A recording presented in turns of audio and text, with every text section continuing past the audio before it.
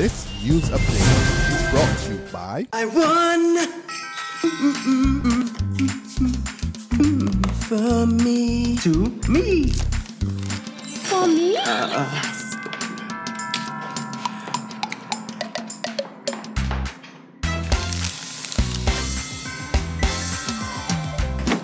You don't need speakers, right? Upgrade to win every week with Lime. Sign up for Lime TV or broadband or purchase an iPhone 6 or Samsung Note 4. Upgrade Christmas with Lime. Welcome to the Barbados Today afternoon update. It's December 31st, 2014. I'm Fenella Wedderburn. Thanks for joining us. What rift? Finance Minister Chris Sinckler denies reports of souring relations between him and colleague, Agriculture Minister Dr. David Estwick. In recent weeks, reports surfaced that the two have not been seen eye to eye, especially on matters pertaining to the sugar industry. Barbados Today had obtained a letter written by Dr. Estwick to Prime Minister Frondell Stewart calling for Minister Sinckler to be disciplined. And in an interview, Dr. Estwick also revealed that he was at wit's end and had gone as far as tendering his resignation as the head of Cabinet's Infrastructural Committee, which he said the Prime Minister tore up. But the Finance Minister has denied any knowledge of the letter and complaints raised by Dr. Estwick. But I don't know that there's any point of contention in that particular regard. The proposal that I said earlier came to ministry. We asked for additional information and we issued our comments, and I believe those have been returned to the Ministry of Agriculture, who will then do the process of getting the cabinet paper finalized and sent it to cabinet. So everything is fine in terms of relations between you and Dr. Estwick then? But I don't know. I know that anybody said that there was a problem. Well, Dr. Estwick has used terms, in fact, we would have published contents of a letter in which he used some muscular language in reference to you. Well, people use muscular language all the time. Well, some of it muscular language in relation to many people. Some of it was beyond muscular. Some of it is beyond. But I don't know. I haven't seen any such. I can't respond or shouldn't respond to things that I haven't seen. 58-year-old Jeffrey Brathwaite will appear in court today to answer charges of serious bodily harm. Brathwaite of Fairfield Road, Carrington Village, St. Michael, is accused of attacking Sherrianne Lashley with a cutlass on Monday. Police say the incident occurred around 5 p.m. at a house the two shared. Lashley is currently warded at the Queen Elizabeth Hospital, where she underwent surgery yesterday. Barbados Today understands that she has numerous chop wounds about her body. Her left hand is broken and 2 fingers from the same hand was severed. Brathwaite will appear in the District A Magistrates Court.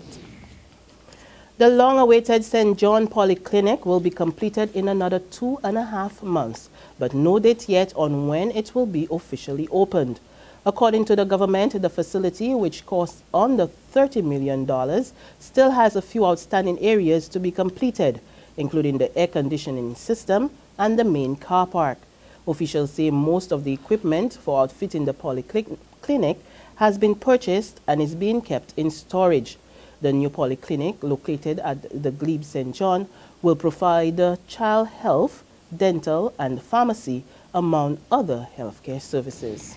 The Barbados Consumer Research Organisation sets out its wish list for the economy in the new year. In a strong message to the government, penned by President Malcolm Tate, the organization wants every effort made to turn around the flat economy. He's not on board with calls for the country to go to the International Monetary Fund and wants the government to treat funds recommendation for tax reform cautiously. Tate warns that tampering with tax exemptions will only make the poor much poorer. The consumer body is also rejecting recent offers by 2 British investors to raise substantial revenue by way of bonds. Tate instead recommends the country to develop a saving bonds that would be managed by the National Insurance Scheme. Under the proposal, which operates similar to a lottery, a buyer would be allowed to purchase units from as low as $1 up to $100. The buyer will then be permitted to enter each draw that takes place and share in any winnings. Tate suggests this could produce more than $2 billion Barbados dollars over time. There's regional and international news after this short break. Hi, I'm Red Plastic Bag. Anyone who knows me knows I don't like cold.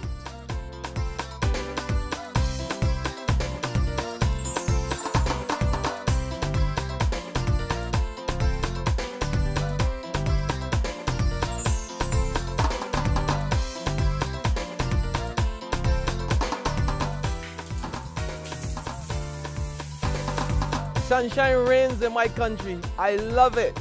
Get your sun power. To our regional neighbors now, a small earthquake with a magnitude of 3.6 rattled St. Lucia this morning. The tremor was also felt in neighboring St. Vincent and the Grenadines, according to the Trinidad-based seismic unit of the University of the West Indies. According to the unit, the earthquake occurred at 3:45 a.m.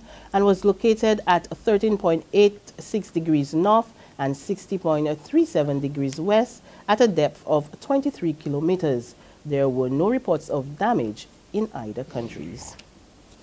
Internationally, police are investigating the deaths of 6 adults and 2 children in the Canadian city of Edmonton in what they describe as a senseless mass murder linked to extreme domestic violence. Forensics experts searched the scene for vital evidence, for any clues as to what went on inside this house. It is where 7 of the victims were found. The house is in the Canadian city of Edmonton, in the western province of Alberta. Police were called to reports of a suicidal man.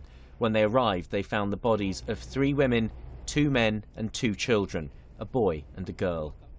They had earlier found the body of another woman at a separate location in the city.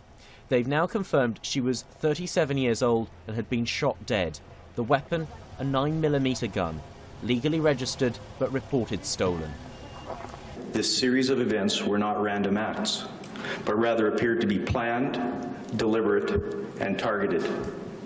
I would like to also state again, there is no risk to the broader public.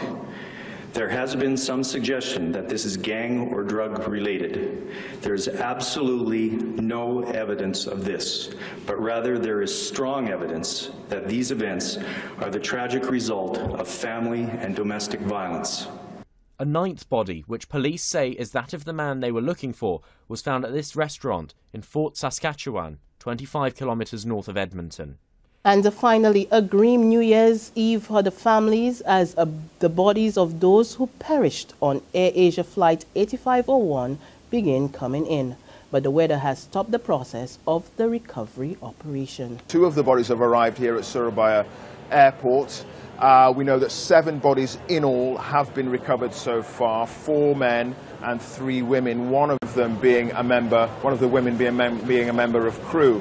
But the bad weather in the area so far today has stalled the recovery and salvage operation to a degree.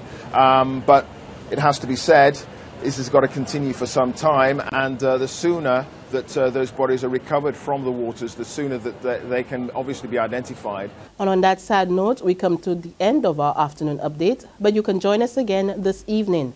Until then, remember to log on to www.barbadostoday.bb, subscribe to our e-paper, email updates, or like us on Facebook. You can also catch us on Izumi Media in bus terminals or screen play at supermarkets and gas stations near you. Also tune in to Channel 101 on Lime TV to get all your latest news and sports. I'm Fernella Wedderburn. Do continue to enjoy your New Year's Eve. This news update is brought to you by...